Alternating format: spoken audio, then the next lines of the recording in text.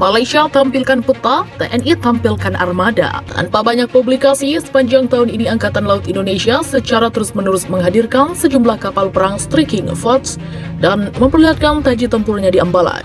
Jumlah KRI dari Armada 2 silih berganti mengawal teritori perairan Kaltara bersinergi dengan pesawat intai dan jet tempur TNI AU. Berita ini kalah seru dengan konflik di Laut Cina Selatan atau LCS yang melibatkan Cina dan AS. Bulan Februari tahun ini, Malaysia memperlihatkan buku putih pertahanannya.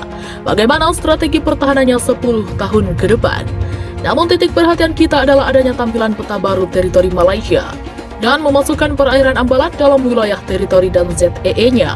Secara geopolitik dan geostrategis, Ambalat adalah wilayah kedaulatan Malaysia menurut buku putihnya. Ketika buku putih itu terbit, sudah banyak kemajuan yang didapat dalam perkuatan militer Indonesia selama 10 tahun terakhir. Tahun 2005 yang lalu, kekuatan alutsista kita tertinggal dari Malaysia. Dan jiran yang satu ini karena serasa menang dalam sengketa Sipadan dan Lincitan, lalu memperlihatkan keangkuhan militernya, berkali-kali dengan arogannya melecehkan teritori Indonesia. Bahkan ketika Presiden SBY berkunjung ke Ambalat, pesawat mereka melintas di atas kapal perang yang dinaiki RI. Kondisi sekarang sudah terbalik. Militer kita sudah jauh mengungguli Malaysia. Perolehan aset kapal perang baru kita meningkat signifikan. Juga untuk mantra udara dan darat kita banyak memperoleh aset-aset berteknologi terkini.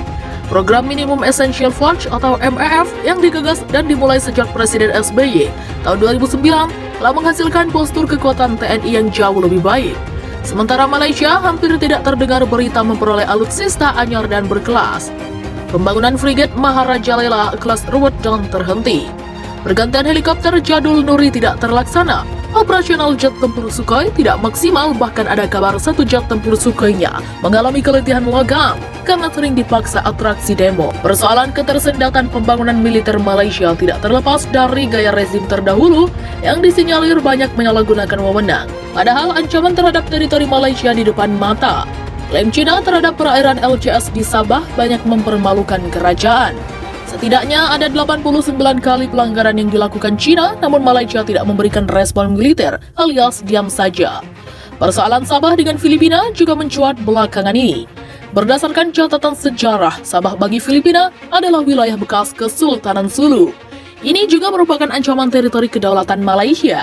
Perkuatan militer Filipina saat ini harus diantisipasi Malaysia meski tujuan utamanya adalah untuk menghadapi Cina di LCS. Bisa jadi militer Filipina menjadi kekuatan penggentar untuk konflik Sabah kelak. Hampir semua negara ASEAN meningkatkan belanja militernya, sementara Malaysia tertatih-tatih melakukannya. Persoalan kemelut politik di Semenanjung yang masih ruwet menyita energi konstruktif untuk negeri serumpun itu. Belum lagi letak geografi Sabah dan Ambalat yang jauh dari Semenanjung. Dalam bingkai strategi militer akan menyulitkan Malaysia manakala terjadi konflik di Sabah dan Ambalat. Indonesia punya pangkalan militer di Tanjung Pinang, Pontianak, dan Natuna. Bahkan Natuna mampu melakukan blokade militer jika memang diperlukan. Malaysia Semenanjung akan mengalami kesulitan dalam suplai militer ke Ambalat manakala terjadi konflik. Penyergapan yang dilakukan 2 jet tempur F-16 TNI AU terhadap Hercules Malaysia yang menuju ke Sarawak setahun lalu adalah contoh soalnya. Sekarang saja Malaysia mengalami kesulitan dalam distribusi kapal perang dan jet tempur. Armada lautnya kekurangan kapal kombatan. Bagaimana menjaga perairan Semenanjung?